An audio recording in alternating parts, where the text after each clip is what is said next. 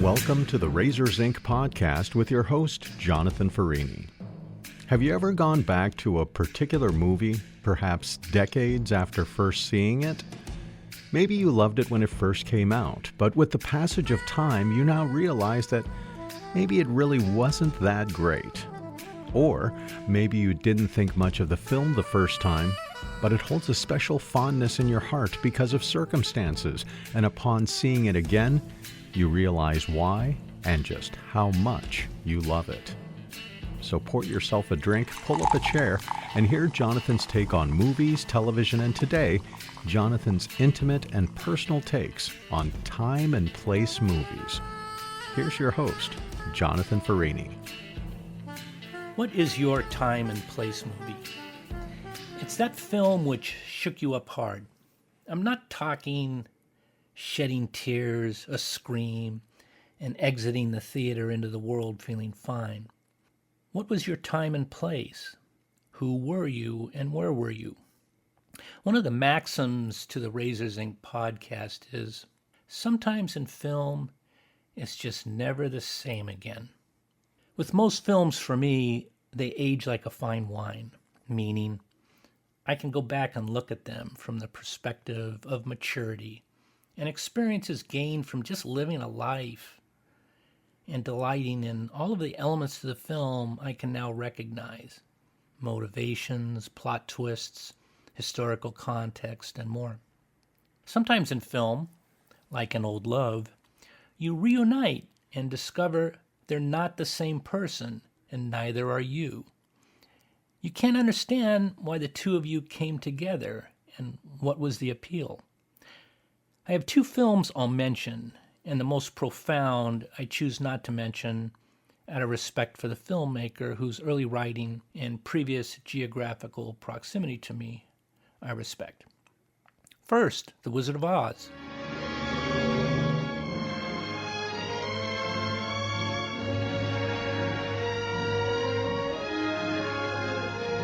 A lavish MGM 30s color fantasy film. There's no place like home. There's no place like home. Not for some people, Dorothy. Pay no attention to that man behind the curtain. It's the people hiding behind curtains we have to pay the most attention to, Dorothy. I'm melting! Melting!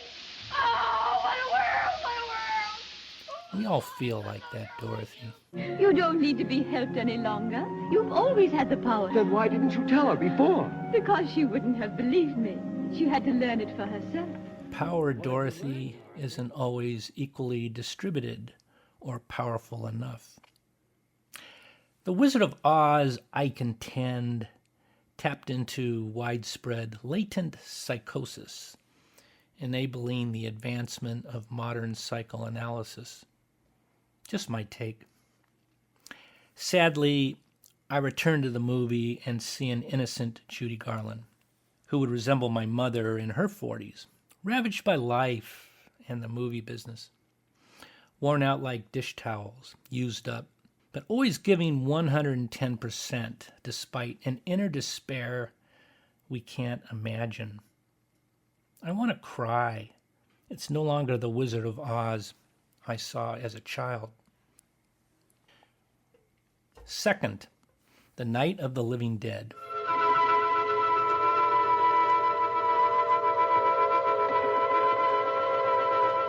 I'm a 12-year-old kid emerging from a Saturday matinee into an overcast day resembling the grainy black and white surroundings of the film. I'm bugged out and not knowing why. When I return to The Night of the Living Dead, I see a shining example of guerrilla filmmaking, squeezing golden nuggets of story from nickels and dimes with a heavy dose of social commentary. Nothing down here? All right, go ahead down and give him a hand. Let's go check out the house, man. There's something there. I heard a noise. All right, Vince, hit him in the head, right between the eyes. Good shot. Okay, he's dead. Let's go get him. That's another one for the fire. About a hero of the film being mistakenly shot down like a zombie. Injustice then and continuing throughout the decades to come. Today, I believe the film pierced my mental membrane of that 12-year-old kid tamping down the emotional chaos raging at home. Duck and cover exercises performed at school. And on the second Friday of every month, the air raid sirens screaming above City Hall. In returning to The Wizard of Oz and Night of the Living Dead, I understand the piercing of my emotional state culminating in a minor panic attack at age 30 and the commencement of a beautiful relationship with therapy, including the perfect therapist who connected the dots of a tumultuous childhood for me. Think Gabriel Byrne in the HBO series In Treatment, and you have him. Third, the mystery film. This film hit me hard and became the subject of exploration with my analyst. I saw it on cable, not interested in purchasing a ticket, but it was kismet. I thought about it over the many decades, but didn't return to see the film a second time until I prepared for this podcast. I watched films over and over again, but didn't choose to return to this film. Maybe it was one of those you just want to put away like a nightmare. The 90s were a difficult decade for me, and leaning into the millennium, I was adrift in my early 40s seeking salvation, which I found in a beautiful woman, a whirlwind romance, the spur-of-the-moment marriage, and divorce all inside a year. It was okay because I signed up for the ride. It was my midlife crisis. Less than 2 years later, I'd be watching the waves of the Pacific Ocean from my living room floor-to-ceiling windows. Back to the film. I recognized that there was a beautiful woman won and lost in both the film and my personal experience. My beautiful woman, however, encapsulated the beautiful, artistic, playful female character, but included the emotionally challenged first woman we're introduced to within the film. Climbing up on Salisbury Hill, I could see the city light. Upon seeing the film for a second time, almost a quarter of a century later, I can't relate to the film any longer on an emotional level. From a cinephile perspective, I'm embarrassed for the writer-director, but revere the beautiful actresses and their brilliant acting. I cringe at the clumsy references to pop culture, like framing a scene to resemble a famous album cover. I wouldn't attempt to do this as a junior high student shooting live action scenes from my motorcycle with my Super 8 camera. Inserting an iconic car from a well-known action-adventure film. Showcasing a broken electric guitar suggesting the gift was from a famous rock band.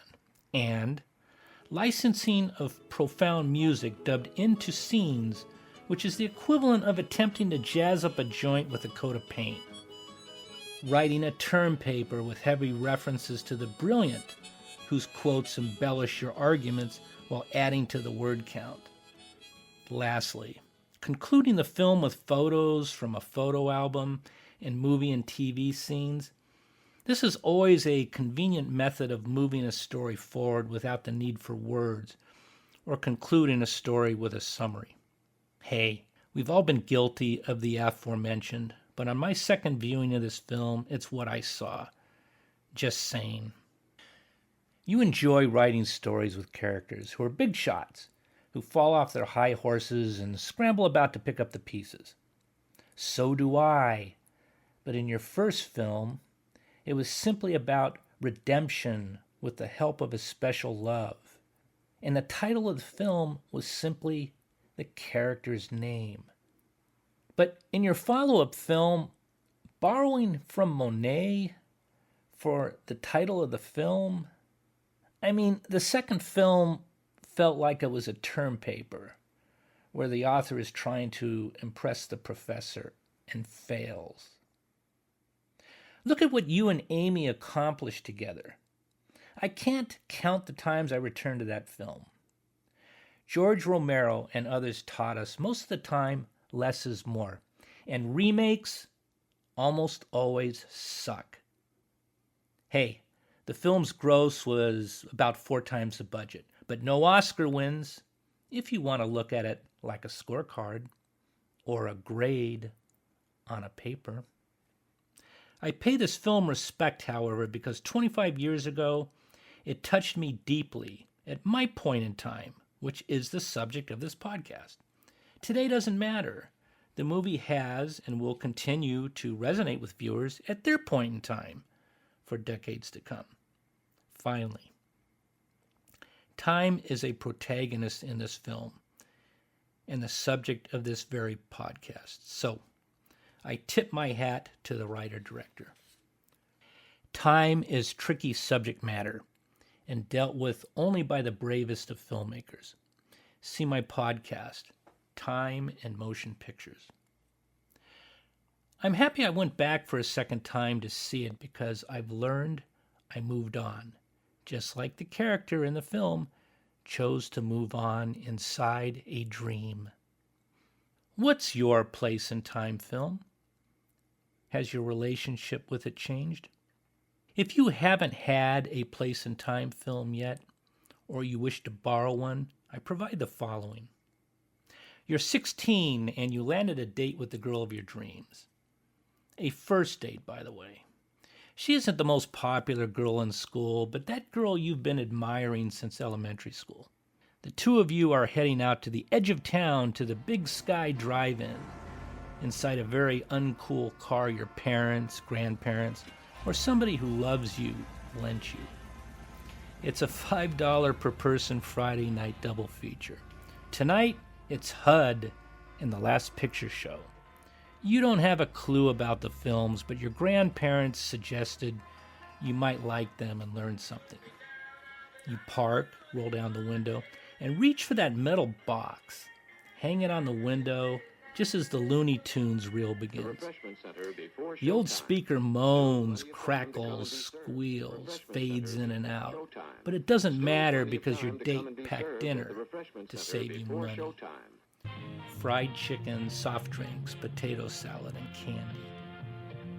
You engage in nervous small talk while enjoying the food and the beautiful young lady wearing a cute cotton, knee-length dress and a pearl necklace borrowed from her mother. Suddenly, the cartoons are replaced with the beginning of the film.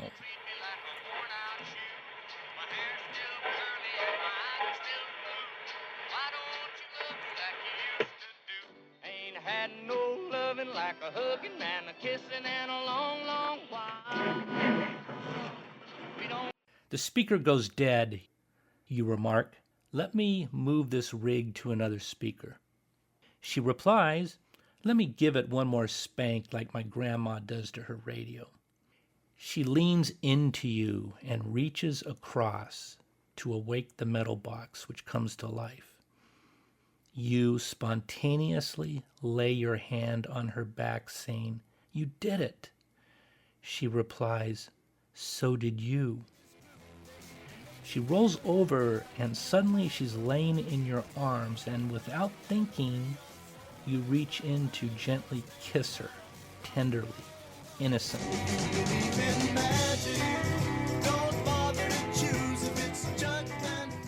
And a decade later, a quarter of a century later, and a half a century later, the two of you share that moment together inside the air-conditioned mega theater, inside the shopping center, sitting atop the acreage which was home to the drive-in. Until I see you next time, please leave behind a soft footprint, which will increase the odds of revisiting fond memories of place and time. Class is dismissed. And see, for most of us, our time and place movies aren't necessarily blockbusters or award winners. They're simply the most personal and are deeply tied to emotions, people, and surroundings. Virtually nobody saw Streets of Fire, but for me, it evokes strong feelings and memories, even almost 40 years later. Maybe it's time to check it out again. You've been listening to the Razors Inc. podcast with Jonathan Farini. Be sure to check out Jonathan's collection of fiction at jonathanfarini.com. There you'll find everything from drama to romance, something for every reader. And if you check out Jonathan's Notes tab, you'll find a link to his latest short story, Architecture, recently published by Literary Heist magazine. That's jonathanfarini.com, Farini with 2 R's, 1 N. Or drop an email to razorsincpodcast@gmail.com.